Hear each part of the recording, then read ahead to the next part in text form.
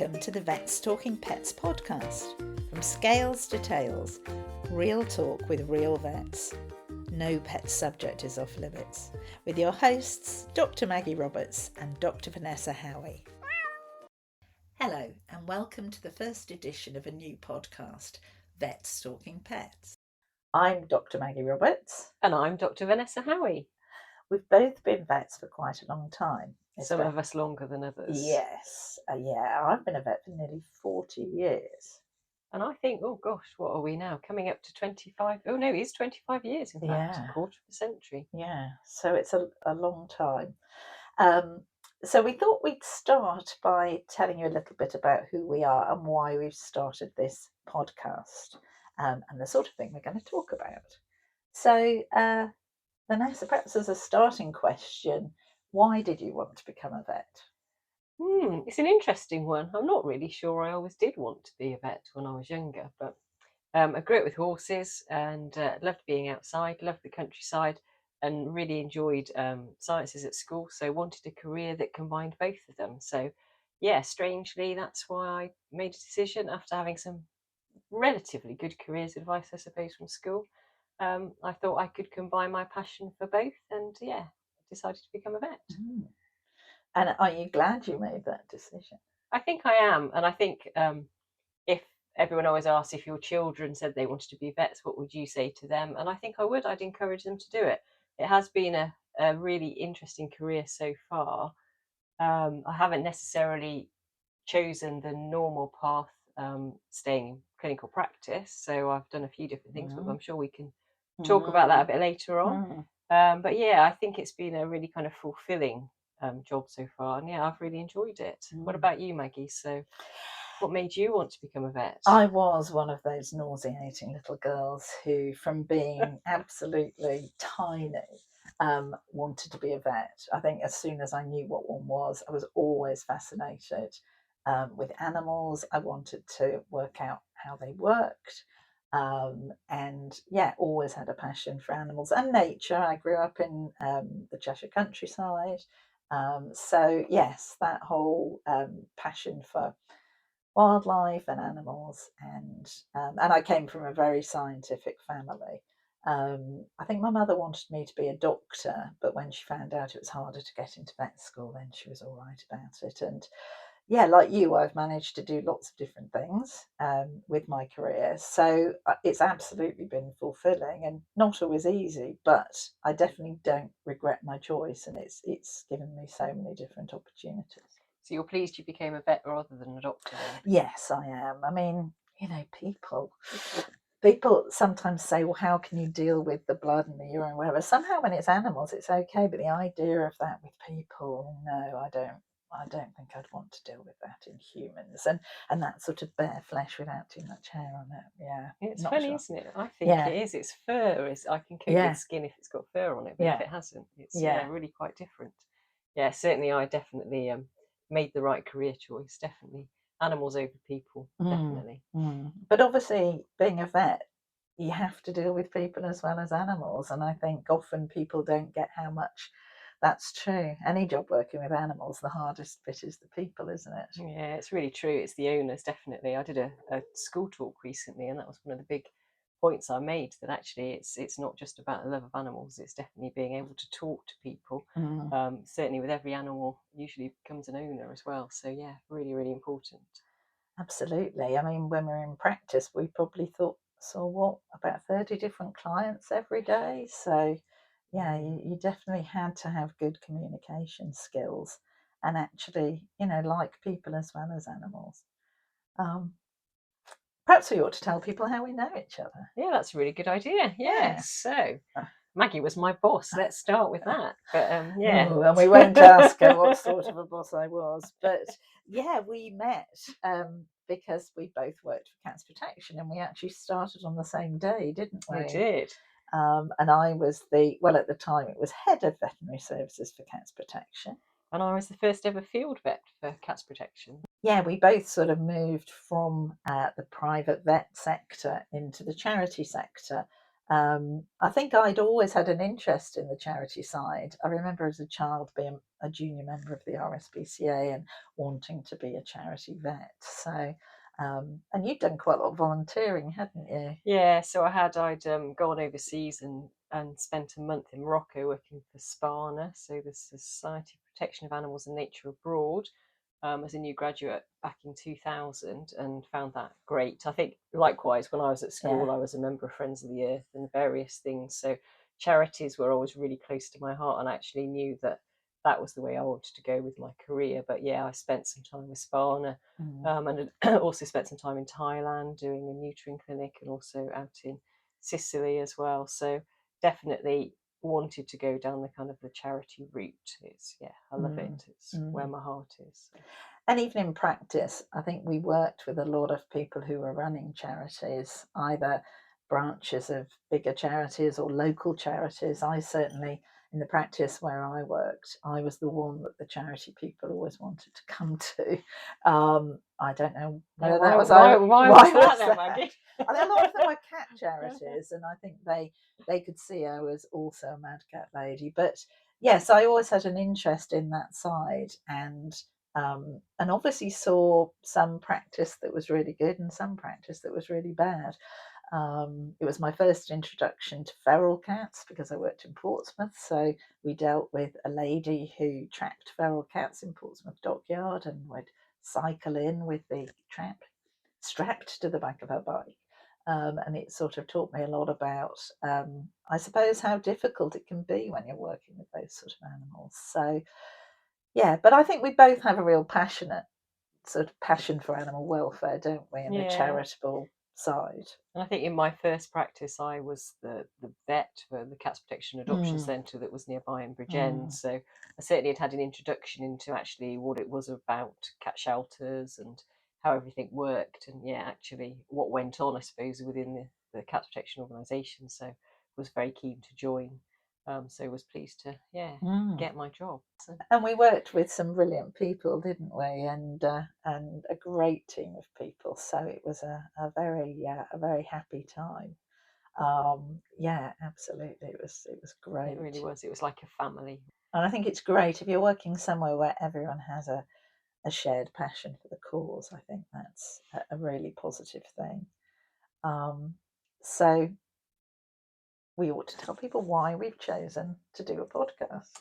Yeah, we should. I think that's a good idea. So why have we chosen to do a podcast? So, well, I suppose an awful lot of the problems that we've seen with pets over the years is often not people being deliberately cruel or anything like that, but that people often don't really understand their pets very well.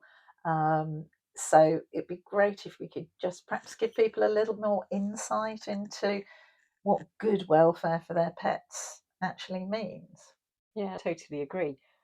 I went on to work at the RSPCA after working at Cats Protection, and I think it really is. There's some of the cases that the RSPCA inspectors go out and see. It's not deliberate neglect, and it's certainly not out of choice that the people are doing, but sometimes it's just people don't actually know what's right or wrong in terms of helping their animals. So actually this was a good opportunity that we can get some really good messaging out and some information for people, hopefully in a dispelling some myths as well. I think if we can certainly talk about various different things, and just to say that nothing's kind of off limits, is it, Maggie? I think we're going to kind of get down and dirty a little bit, and a bit of controversy. I've always liked a bit of controversy. I think sometimes we have to talk about those things that are quite difficult, the things that are obviously difficult, like when we have to say goodbye to our pets and we have to consider euthanasia, but lots of other things, and things that perhaps people don't even realise they're doing. Things like recently, I think more and more people have been treating their pets as if they are children, or sort of babies dressed up in fur. Fur babies, is that? Fur babies. You like that term, Maggie, don't you? I'm sorry, folks out there. I hate the term fur babies, and I hate pet parent as well. Someone once asked me if I was a cat mummy, and I did look at them in slight horror and said, "No, I'm a human being." But joking aside, it's a really important point that what different species needs is different. They don't all need what we need. And they have needs of their own. And I think if we treat them as little humans, yes, we're showering them with love, but are we actually giving them what they actually Yeah, need? and I think it is. It's important to remember that, animals, all different species, all have different needs. But I think we've also got to be compassionate to people, to think for some people that they are, or most people, hopefully, a really, really important part of their family. And I have to say, I know she doesn't like it, but and my husband really doesn't like it, but I insist on saying mummy and daddy for our pets sometimes, mainly to annoy people. But I think it shows the importance of where they sit in our family, because they are really important to us. So yeah. Oh yes, and I do call my cat my boy. So yeah, absolutely. That whole human animal bond is incredibly important. And I definitely consider my cat to be part of my family. I suppose I just see him as a feline member, not a very human one. But I still call him a boy and tell him how wonderful he is. Because obviously, as vets, we are just as mad about our own pets as anyone else is, if not really worse. We really are. Yeah. I mean, what was your first pet? I mean, My you've had first all pet, sorts, yeah. So my first pet was a guinea pig, actually, called Brownie. And we'll overlook the fact at this point that Brownie was kept with a rabbit. So we'll probably come on to cover that in a later podcast, maybe talking about how, what animals need in terms of other animals to be with, and whether they should be with their own species. But yeah, so Brownie actually lived to be 8 years old. So very good for guinea so pig. did really, really well. But yeah, we also had some bunnies. So various different bunnies. But maybe that's for another time to talk about. What my brother and sister called one of my rabbits. Right. So I don't, maybe not on the first podcast episode. We can't wait to hear that later on. So what was your first? Well, pet, I think officially it was my sister's, but we sort of shared it. Was Jerry the gerbil. And I mean, I look back and I just think, we kept him clean and we fed him, but I just think living in that cage, we probably didn't give him enough enrichment. And certainly, we've both learned a lot over the years about, what we perhaps did in the past was not great. And then we got a cat called Candy, who was a tortie. So she was a bit of a naughty tortie. Tortoiseshell cats are known for being a little bit stubborn and stroppy sometimes. And she used to sit on his cage. And I look back and I just think how terrible that was. But she was the first cat that we ever had and lived to be 18 and was never really a particularly cuddly cat, but obviously we absolutely adored her. But yeah, I look back and we didn't do everything right by a long way. Actually, one of my rabbits used to be a really good little show jumper as well. So I used to be able to put my Cindy doll show jumps up and he would jump over them, always on his way back to the hutch, funnily enough. But yeah. Yeah, well, we used to try and put dolls' bonnets on Candy the cat, and my dad always got really cross. He didn't even like her having a collar on, and we bought her a collar, and then every time we went out, my dad was home alone with the cage, took the collar off, and it's interesting. At the time, I remember thinking he was just spoiling our fun, but I look back and I think actually he was sort of almost ahead of his time, really. And I remember going on holiday when I was about 9 to Italy, and there was one of those have your photograph taken with a lion cub.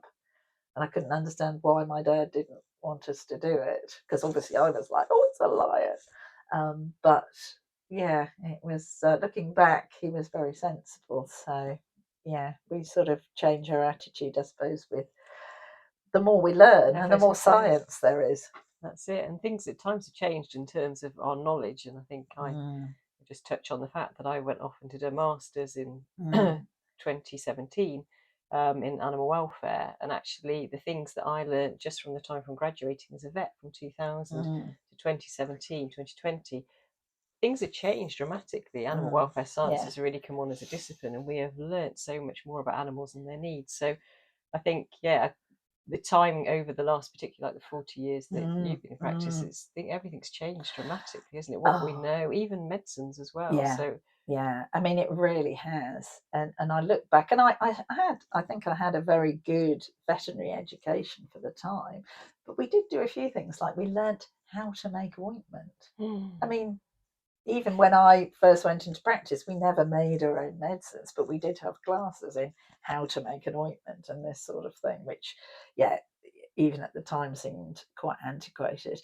But there are lots of drugs that have come into common use that they just didn't exist. And obviously, as vets, we have to do what we call CPD, continuing professional development, and we have to learn about all the new things that are coming out and the new research.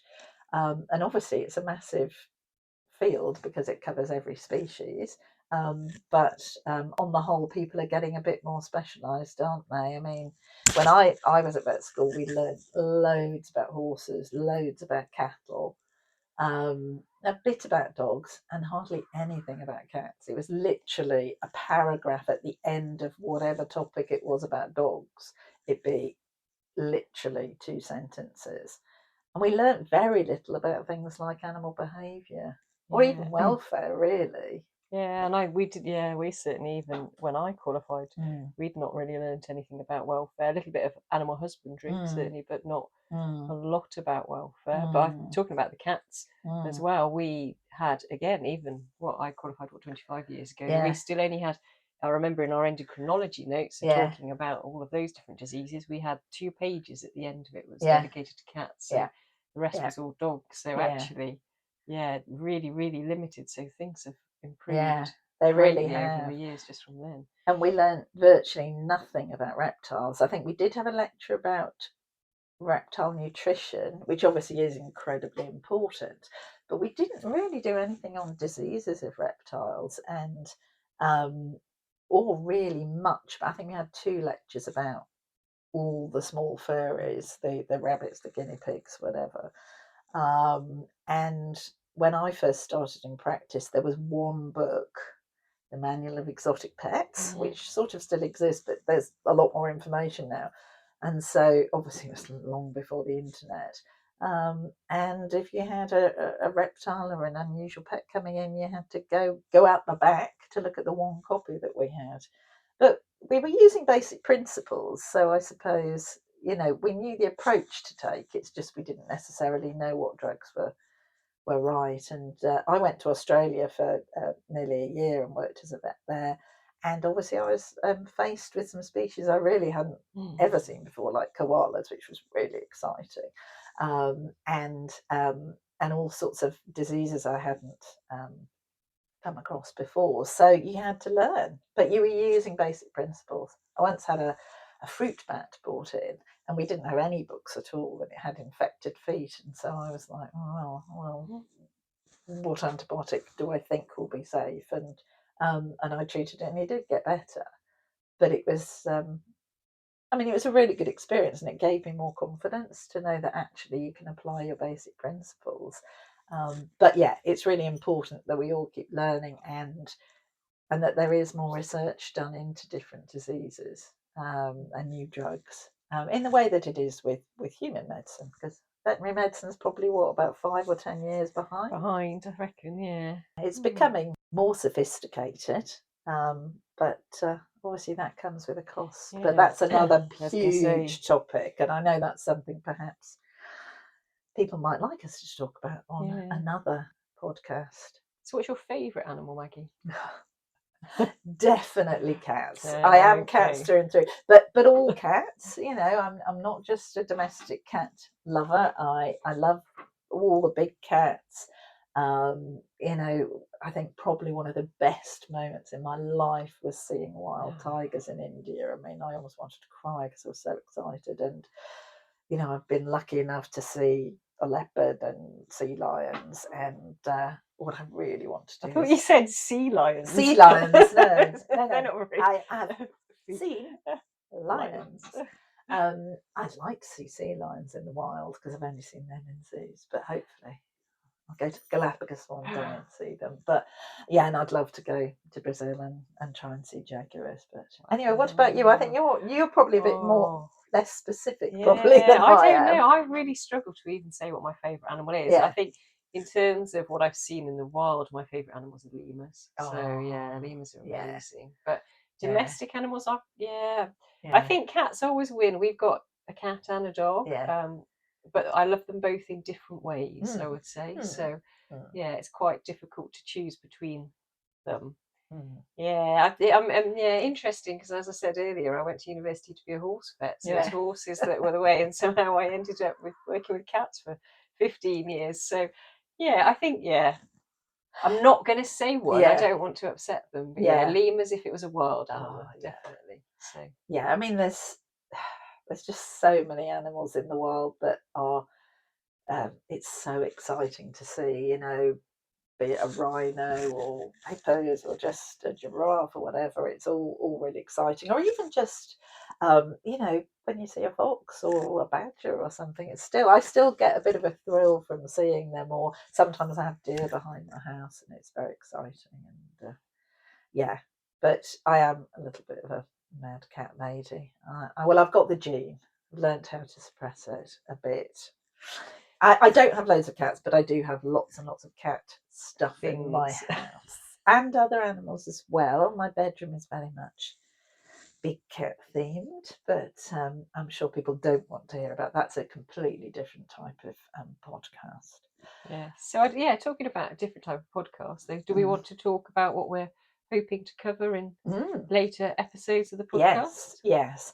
And I think obviously, you know, we would like you, the listeners, perhaps to let us know some topics that you'd like us to talk about. We're not going to talk about specific cases because obviously we can't look at your pets or examine them. But if there are any topics, you know, obviously I think at some point talking about the cost of veterinary treatment, which is quite a hot topic at the moment, I think that would be a really useful one. And I think things like, you know, what are the origins of some of our common pets and how does that affect how we should look after them? I think that's, you know, we obviously love talking about the whole African wildcat and how that became domesticated and became the cat that lives with us now. But all pets have that origin story, don't they? Yeah, they do. And I think we can hopefully cover other topics, certainly about what to do when acquiring a new pet. So if you're going out and you want to get a new pet, what should you be looking out for? Choosing which pet's right for you in your home environment. So yeah, we can look at that. Maybe talking a bit about pet foods because there's lots of pet foods on the market these days. So. There are, and there's a lot of controversies about things like raw food or, you know, the whole, it's human grade food and all these sort of things. Yeah, and talking about acquiring a pet, it's always said that people do more research when they get a new fridge than they do when they get a pet. I don't know if that's actually true and whether anyone's actually done a scientific study on it, but certainly from my experience, people don't always give it a great deal of thought and often will choose a pet because of how it looks, and that's not, even though I totally get why. It's human nature, isn't it? We all go, nature. So cute. This is so cute, but yeah, sometimes people don't think about the practicalities of certain pets. And animal behaviour and training and why it's so important to train, well, particularly dogs, but actually that you can train your cat or your, as you said, your rabbit, your show jumping rabbit. But, you know, you can train your cat. Cats are very good at training us. My cat certainly is. He has a cat flat, but he much prefers me to open the door for him. And of course, I got him during COVID when I was at home all the time. So, yeah, I just would get up and let him out of the door. So he much prefers that. But we can train our cats. So my cat sits on command. So she will sit, and she actually looks at the dog with a look of disgust when he's not sitting if it's treat time and they're both getting a treat. So as though just sit down and she'll give you one. Yeah. So she's certainly got the look. And I think in a household with a cat and a dog, the cat sort of ends up being top dog. Oh, yes. Yeah. Definitely. It's another topic, really, It about is. how do you get your different species to sort of live in harmony? Because, like I was saying with poor Jerry the gerbil, if you've got a predator and then you've also got a prey species, then actually, how do you ensure they both have a good time without actually causing stress, particularly to the what we would call the prey species? So there's loads and loads of different things that we could talk about. Yeah, and I think we'll touch on maybe end of life care as well, won't we? And certainly kind of the more seriousness of, Yeah. when it's time to say goodbye, etc. What do we do? What do you need to plan for? Yeah, what to expect, and why we as vets consider the fact that we can perform euthanasia, we can end suffering, that we see it as a really good welfare tool. Yeah, We don't. definitely. People often say, "Oh, that must be the hardest part of the job," but I don't think it is. I think in a way it's a privilege, and that probably sounds weird, but to end suffering, I think, is a privilege. But obviously, it's a very sensitive topic, and there are lots of different views on it, and lots of different options now, I suppose, as well, with various sort of home services being developed, etc. So yeah, there's quite a lot to talk about on that side of things. Yeah. So, and hopefully we'll get some guests on as well, won't we? So hopefully, if we can get people to come and join us, Yes. there will be a few different topics that we'd like to cover. And yeah, so again, if you've got particular topics or questions that you want to ask, then we might be able to invite a guest on that's got more knowledge in that area, that we can kind of probe them and ask them the questions for you. So yeah, it'll be interesting to see who we can get on. Yeah, because we do know quite a lot of people across the section. So certainly we know some animal behaviourists, and we know some people who perhaps specialise in wildlife, or because wildlife's another topic, isn't it? If you find an injured wild species, what should you do? And so I think that's something often people have asked me, what should they do if they find an injured bird, or the area where we are, sadly, quite a lot of deer get hit by cars, don't they? We're in Sussex, and there's quite a lot of forest. So, yeah, that's another topic. And I suppose another one I was thinking about is zoonosis, which are diseases that people can get from animals, because I think there's a lot of misinformation about that, isn't there? Yeah, I think there is. And people get a bit terrified of things, but also it is important people are aware of the real risk of these things. There are some, but on the whole, other humans are more of a danger, really, aren't they, from an infectious disease point of view? But it is quite an important topic. Quite exciting. I think we've got lots to look forward Loads to. and loads to talk about. But I think in our next podcast, we'll really start with the basics, thinking about owning a pet. So, which animal will be right for you in your lifestyle, and where should you go to look for more information about getting a pet? So, really, the ins and outs of starting on that journey to becoming a pet owner. So, that's all for today. So, thanks for listening. See you later. Bye bye. Thank you so much for listening to this episode of Vet Stalking Pets with Dr. Maggie Roberts and Dr. Vanessa Howie. If you have any questions or comments, please email us at info@advovet.co.uk. And please join us again for our next episode. Your pets will thank you.